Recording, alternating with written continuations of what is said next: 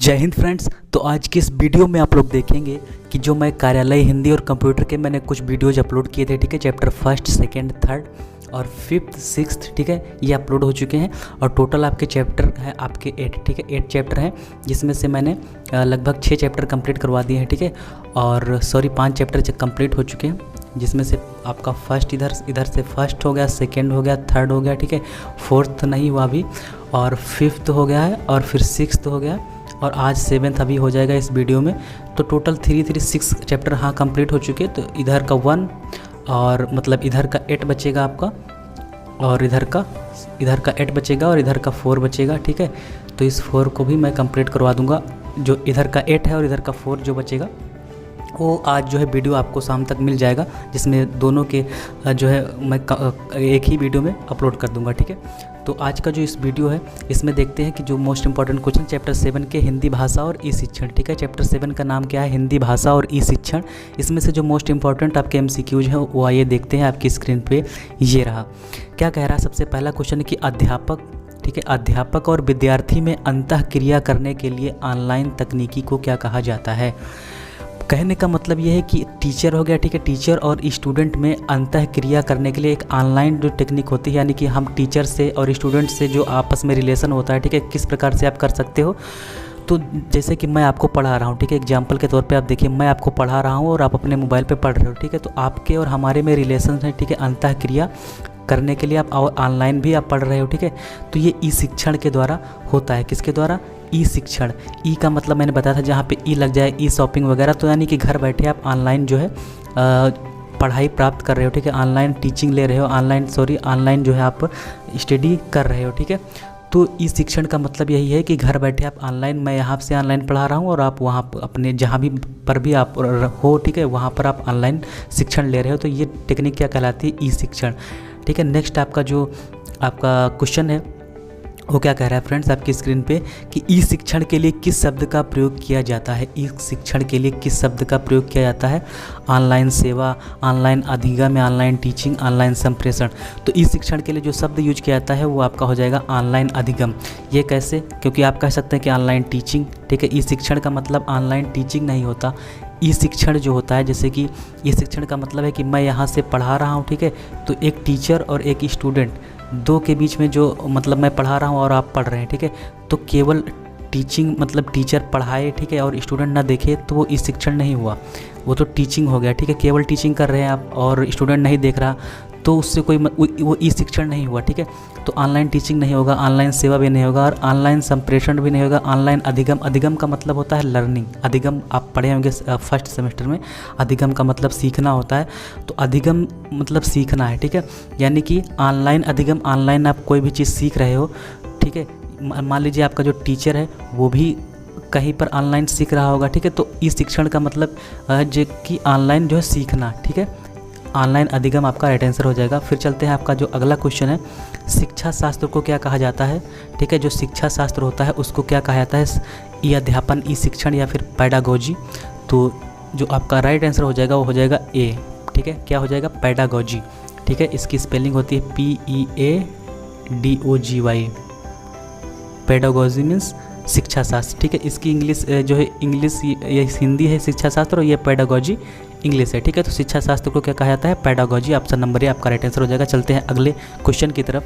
अगला क्वेश्चन आपकी स्क्रीन पे ये रहा कि ई शिक्षण के लिए किसका प्रयोग किया जाता है? तो ई शिक्षण अगर आपको करना है, ठीक है, यानी कि आपको ऑनलाइन जो है सीखना है, तो कैसे आप जो है करेंगे, क्या क्या चीज़ें उसमें यूज की जाती हैं? तो सबसे पहले तो इंटरनेट नहीं होगा तो कोई भी काम आप नहीं कर सकते, ठीक है, ऑनलाइन।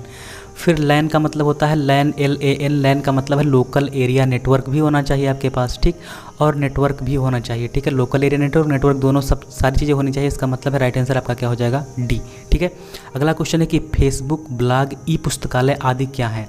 फेसबुक, ब्लॉग, ई पुस्तकालय आदि क्या है ये आपको बताना है। तो ये लेखकीय सामग्री है, तो है नहीं कि इस पे केवल लेखकीय सामग्री ही होती है। श्रव्य सामग्री का मतलब है कि केवल उस पर सुनाई देता, मतलब श्रव्य का मतलब सुनना, तो केवल सुनाई देने वाली चीज़ तो होती नहीं, उसमें दिखता भी है, यानी कि दृश्य और श्रव्य दोनों सामग्री होती है। आप फेसबुक या फिर फेसबुक आप मान लीजिए चलाते हैं तो उसमें देखिए वीडियोज़ जो चलते हैं तो वो आपको दिखाई भी पड़ते हैं, ठीक है, जो भी पोस्ट होती है दिखाई भी पड़ती है, और कोई वीडियो मतलब जो वीडियो होते हैं वो सुनाई भी पड़ते हैं, तो दोनों चीज़ होती है। इसका मतलब आपका राइट आंसर ए हो जाएगा, ठीक है।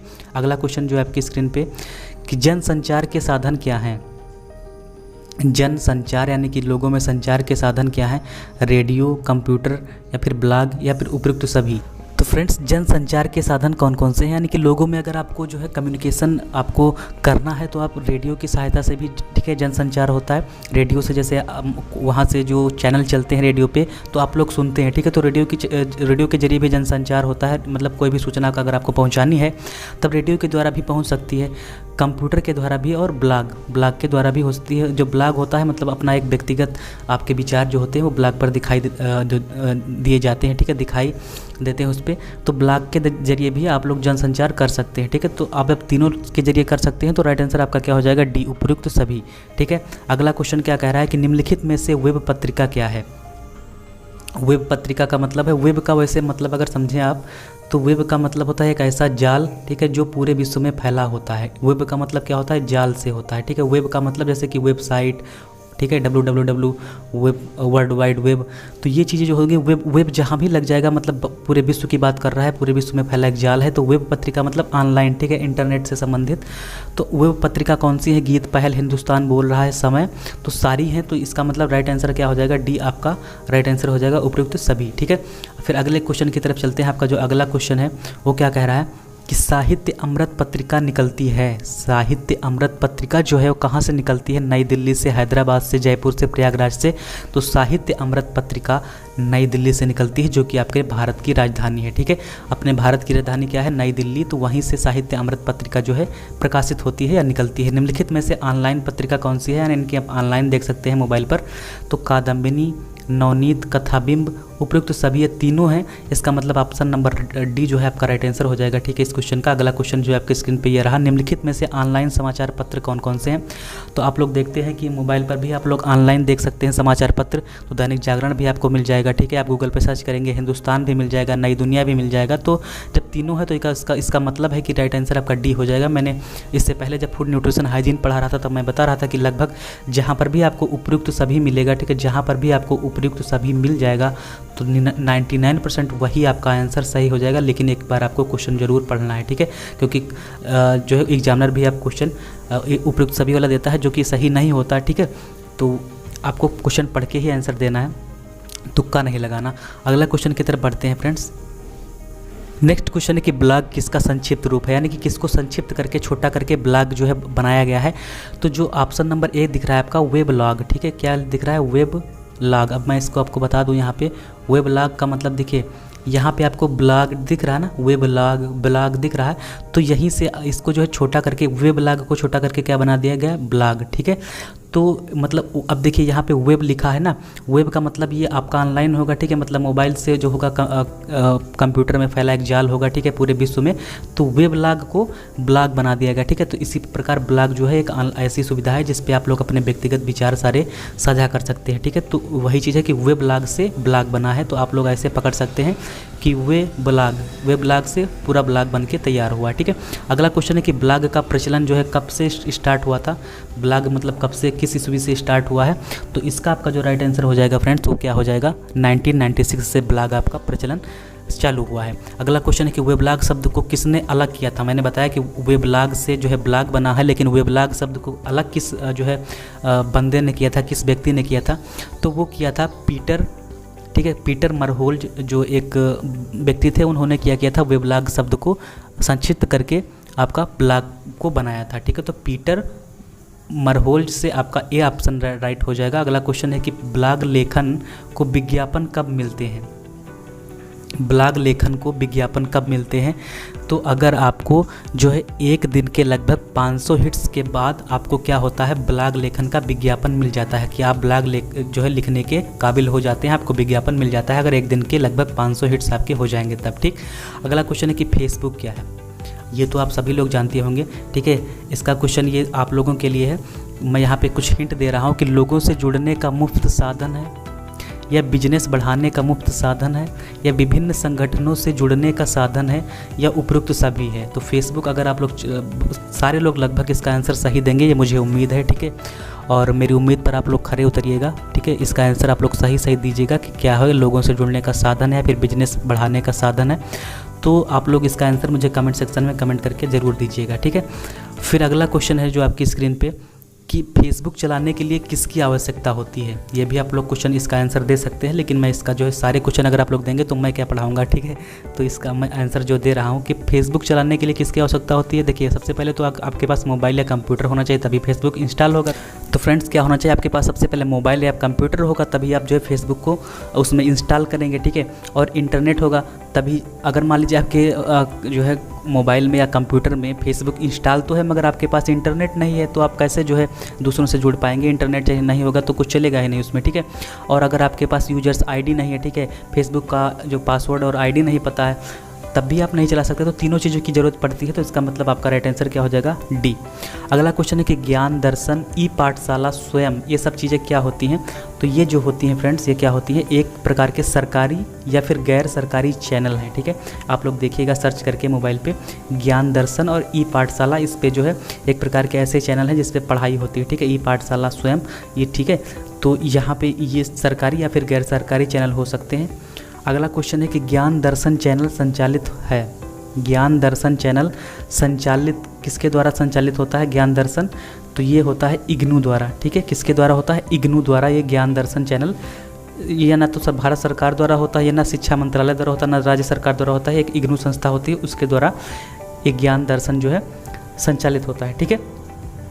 कैसे याद रखेंगे, देखिए इग्नू, ग्नू से मतलब ज्ञान, कुछ आपके फीलिंग आ रही है कि इग्नू, इग्नू मतलब देखिए यहाँ पे आप लोग देखिएगा कि इग्नू, ठीक है, ई को छोड़ दीजिए, ग्नू का मतलब ज्ञान, ठीक है। ग्नू से आप लोग याद रखिएगा ज्ञान, यहाँ पे कुछ लग भी रहा है, ग्नू से मतलब जो है ज्ञान, ठीक है।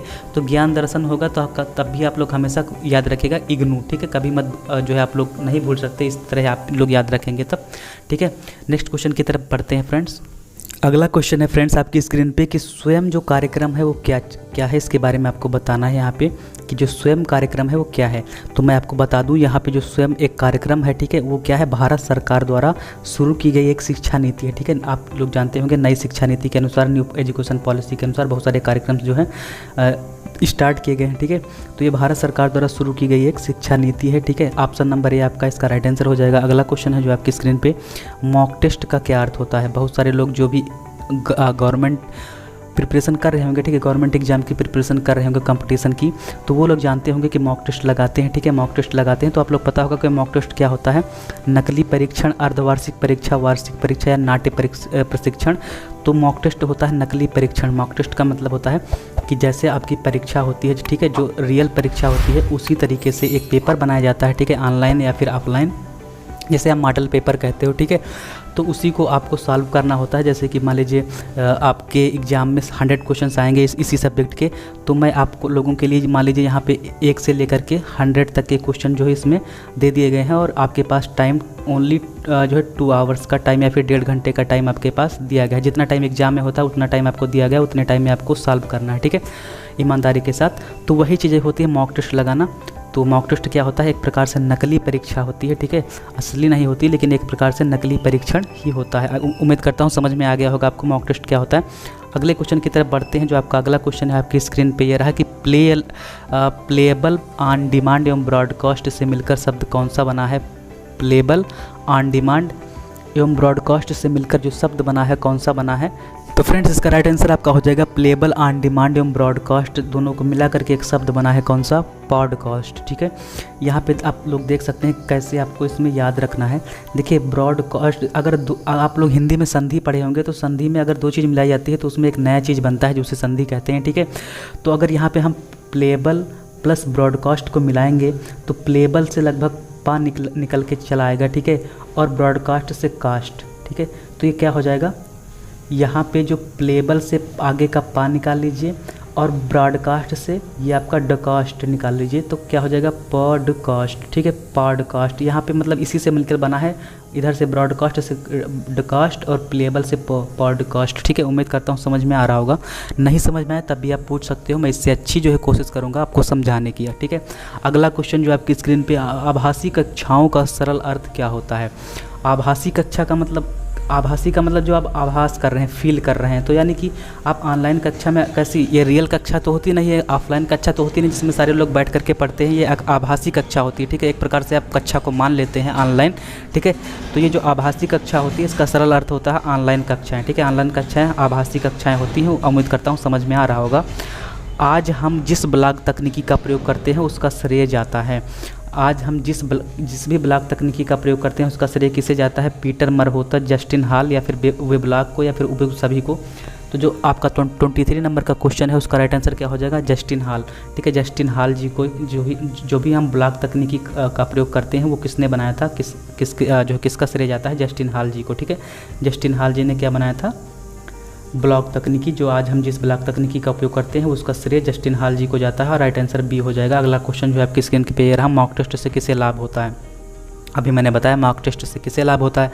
तो मॉक टेस्ट भाई जो है यहाँ पे शिक्षक तो देंगे नहीं मॉक टेस्ट, ठीक है। वो तो आपको पढ़ाते हैं, उनका काम है पढ़ाना और आपका काम है पढ़ना और सिलेक्शन लेना, ठीक है, और अपने एग्ज़ाम में अच्छे से अच्छा करना। तो आप मॉक टेस्ट लगाएंगे तभी आपकी प्रैक्टिस बनेगी। तो छात्रों के लिए लाभ किसको होता है? छात्रों को, ठीक है। माता पिता को तो भाई साहब होगा नहीं, क्योंकि माता पिता क्या करेंगे मॉक टेस्ट लगा के? वो तो जितना करना था कर चुके। अब उनको जो है उनके नाम को आप लोगों को बढ़ाना है, ठीक है। अपने माता पिता के नाम को आप लोगों को बढ़ाना है। तो मॉक टेस्ट किसे लगाना है? आप लोगों को लगाना है, ना कि कोचिंग सेंटर को लगाना है। वो क्या करेंगे? वो तो लगवाते हैं जो है मॉक टेस्ट, ठीक है। तो किसको फ़ायदा है? छात्रों को फ़ायदा है, ठीक है। अगला क्वेश्चन है आपकी स्क्रीन पे कि आभासी कक्षाओं में बचत होती है। आभासी कक्षाओं से किससे बचत होती है? समय की, धन की या दोनों की? तो आपको देखिए यहाँ पे आप लोग जो है जान रहे होंगे कि अगर आप ऑनलाइन कक्षा ले रहे हैं तो सबसे पहले तो आपके समय की बचत का मतलब ये है कि जैसे कि अगर यही कक्षा मैं यहाँ पे पढ़ा रहा होता, मान लीजिए आपके कहीं पर जो है 10 किलोमीटर दूर मैं अगर आपको पढ़ा रहा होता तो आप वहाँ से 10 किलोमीटर चल के सभी लोग आते, ठीक है। कोई लोग जो है 10 किलोमीटर दूर है, कोई 20 किलोमीटर से आ रहा है, कोई 5 ही किलोमीटर से आ रहा है, ठीक है, पढ़ने। तो आप लोग अपना जो 5 आने में समय जो लगेगा वो बर्बाद करते, ठीक है, और वहाँ पर पढ़ते। तो यहाँ पे आपको ऑनलाइन सुविधा मिल रही है तो आपको कहीं जाना नहीं पड़ रहा है, ठीक है। तो आपका सबसे पहले तो समय बचा। फिर धन की मतलब धन बचा का मतलब ये है कि आप वहाँ पर जाके फ़ीस जमा करते, ठीक है, और यहाँ पे आप फ्री में पढ़ रहे हैं, ठीक है। फ्री का मतलब ये है कि थोड़ा बहुत पैसा तो आपको लगेगा ही रिचार्ज भर का, ठीक है, और बाकी जो है आपको ये ना कोई भी फीस पे नहीं करनी पड़ रही। केवल आपको बस इतना करना है। अगर आप लोग चाहें तो जो अगर वीडियो अच्छा लगा करे तो आप लोग वीडियो को शेयर कर दिया करिए, ठीक है, जिससे कि मुझे भी पढ़ाने में अच्छा लगे, ठीक है, मुझे भी लगे कि हाँ बहुत सारे लोग जो है वीडियो देख रहे हैं और पसंद कर रहे हैं, तो मुझको भी और अच्छे से वीडियो बनाने में इंटरेस्ट होगा, ठीक है। तो यही चीज़ है कि आभासी कक्षाओं में किसकी बचत होती है? समय की और धन दोनों की बचत होती है। तो आपका आंसर जो है राइट आंसर सी हो जाएगा, ठीक है। तो आज के वीडियो जो है जो चैप्टर आपका 7th जो है यहीं पर कंप्लीट होता है। उम्मीद करता हूँ आपको जो वीडियो समझ में आ रहा होगा। अगर वीडियो समझ में आए तो आप जो है वीडियो को सब्सक्राइब और जो चैनल को सब्सक्राइब, वीडियो को लाइक कर सकते हैं, अन्यथा आप लोग आपकी मर्जी, ठीक है, आप पे कोई फोर्स नहीं कर रहा। तो यहाँ पे चैप्टर 7 कंप्लीट हुआ। अब आपका चैप्टर जो बचा हुआ है चैप्टर नंबर 8 और उधर से चैप्टर नंबर 5 बचा हुआ है। इन दोनों की मैं कंबाइंड क्लास लगा दूंगा, ठीक है, एक ही वीडियो में। अगर आप लोग कमेंट करेंगे तब लगाऊंगा, नहीं तो जो है देखा जाएगा आगे। जो अगर आप कमेंट करते हैं तब इसकी क्लास जो है एक ही कंबाइंड लग जाएगी, नहीं तो अलग अलग लगेगी, ठीक है। जैसा कि आप लोग चाहते हैं वैसा आप लोग कमेंट सेक्शन में कमेंट करके बता दीजिएगा, ठीक है, उसी प्रकार से आपकी क्लास लग जाएगी, ठीक है। तो यहाँ पर आपका जो लगभग हिंदी का मैंने कोर्स जो है लगभग कंप्लीट हुआ। केवल 2 ही चैप्टर बचे हैं। तो जितना पढ़ाया गया उतना आप लोग अच्छे से पढ़िएगा। जिसका कल एग्ज़ाम है, बेस्ट ऑफ लक, ठीक है, अच्छे से एग्ज़ाम दीजिएगा आप लोग। और एग्ज़ाम में कोई भी गलती करके मत आइएगा, ठीक है, अच्छे से एग्ज़ाम बिना प्रेशर के एग्ज़ाम दीजिएगा। और जितने भी वीडियोज़ हैं सारे के सारे आप लोग देख करके अच्छे से अच्छे मोस्ट इंपॉर्टेंट क्वेश्चन तैयार करके जाइएगा। कोई भी क्वेश्चन वहाँ पर छूटना नहीं चाहिए, ठीक है। तो उम्मीद करता हूँ कि सारा जो आज का लेक्चर है वो आपको अच्छा लगा होगा, ठीक है। मिलते हैं नेक्स्ट वीडियो में, तब तक के लिए जय हिंद, जय Bharat, take care, bye bye, love you.